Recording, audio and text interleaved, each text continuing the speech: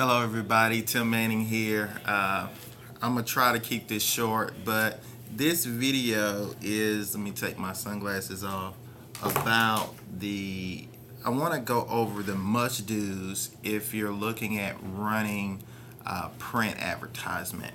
Now, just make sure you leave a comment below. Tell me what you think. I'm gonna try to keep this shorter than 20 minutes, but I'm gonna make sure that I place some emphasis on some key points that I wanted to make sure that I am covering for you all. Now, first of all, if for you all that do not understand print advertising, just make sure that you really listen carefully with what I'm going to be sharing in this presentation today.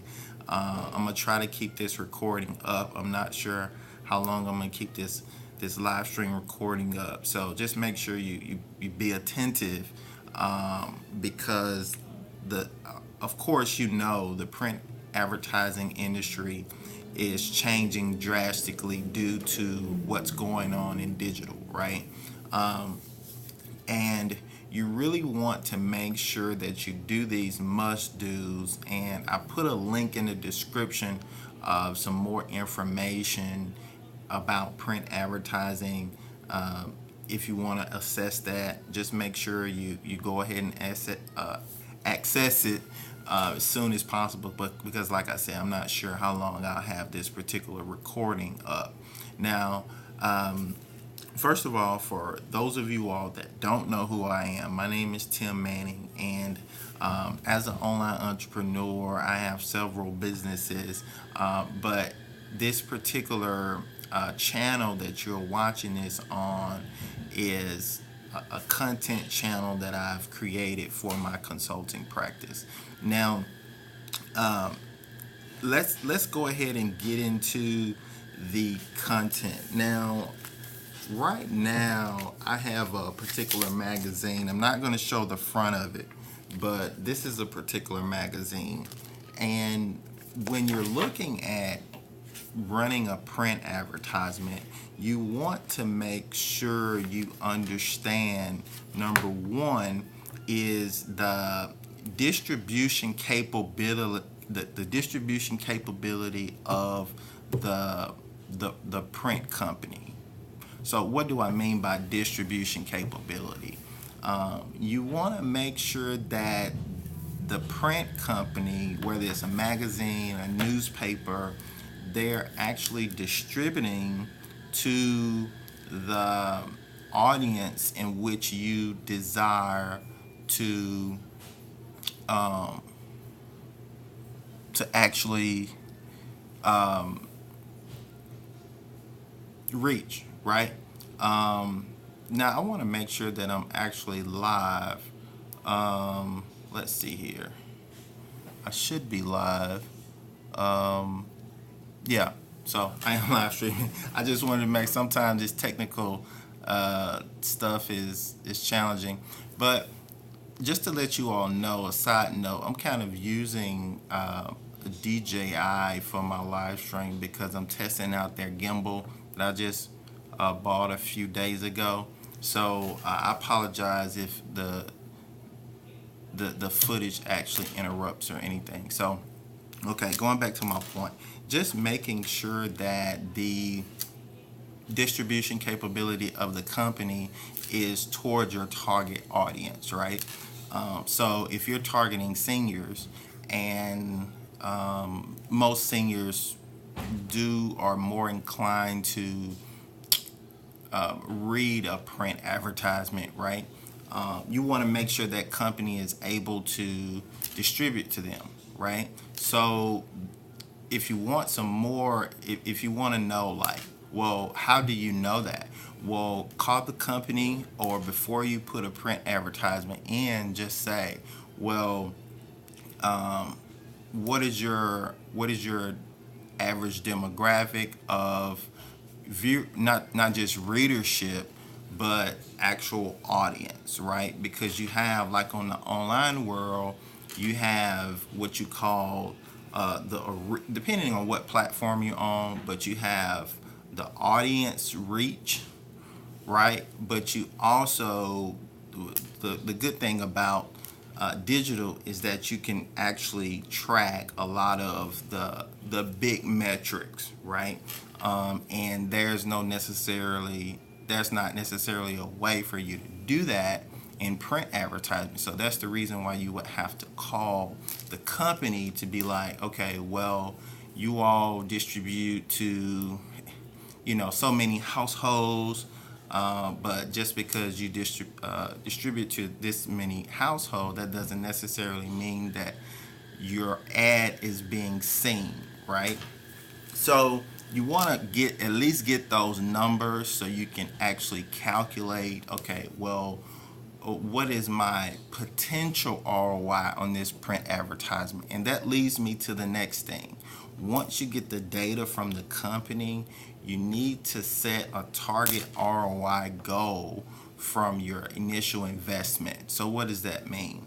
Well, if you spend $5,000 on a print ad, whether it's magazine, newspaper, billboard, or combination of the latter, you need to set an ROI goal, right? So if you spend five, at least plan to make five back, right? Just from those print mediums. Now, as it relates to this specific magazine that I have here, I'm going to now let me just hold this up. And I mean, they're a national company, so I don't mind sharing this. But your print ad examples that I'm going to go over are the basics, right? Of course, you have most companies, print companies. And when I say companies, I'm talking about small local. In this particular example, small local magazines, right? Because newspapers are not going to necessarily allow you to advertise on the cover. Now you do have what you call inserts from a magazine and a newspaper level, and we'll talk about that later, but that is another print advertisement example that I'm going to go over, and I'm going to be going more in depth of these examples on the tutorial, so you can access that in the description.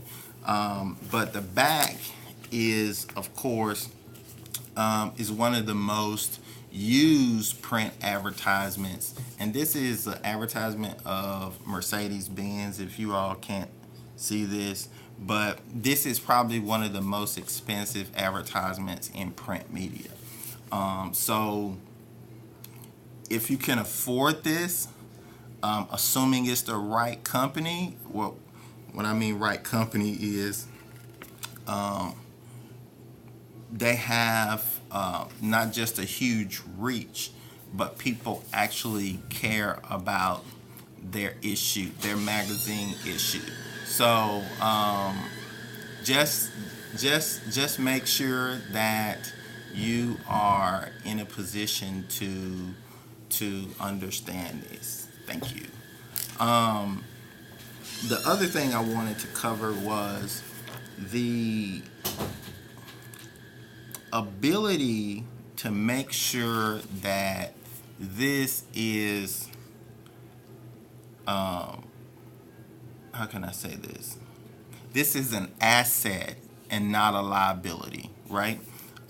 So many companies, when I mean companies, business owners in general, create advertisements that are liabilities. What do I mean by liability?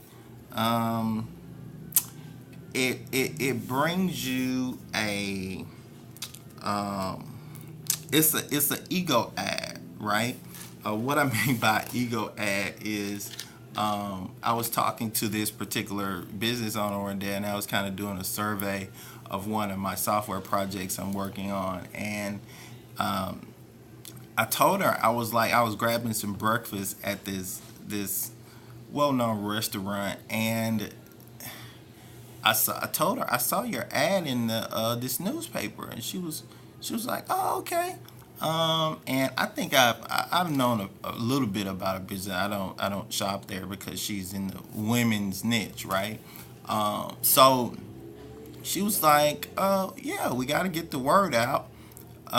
So the next time I saw her, I was like, well, how is your print ad doing? She was like, well, I'm not sure. So when I mean a ego ad, I'm not saying that was an ad that was pushing her ego, but it was money that she spent that she did not know if she got an ROI from it, right, over a certain period of time. Now, I'm not going to get into this particular video the difference between branding and actually direct response marketing. I'm not going to get into that in this video. But even though if you're pushing for a branding mechanism, you need to be able to not have fictitious views. You need to be able to not have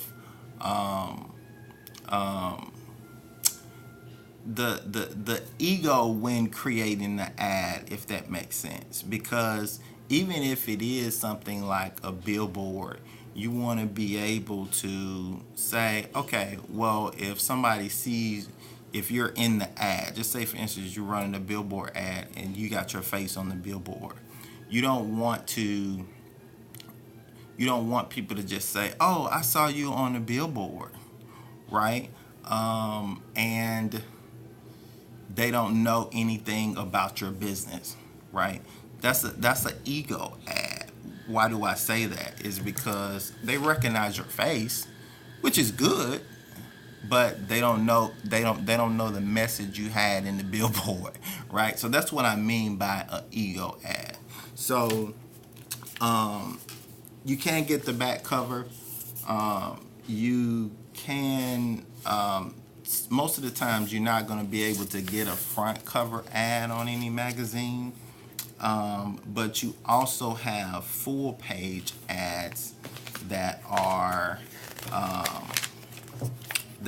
actually in the magazine, and those are probably the second most expensive is the full page ad. Do they work? They can. They can.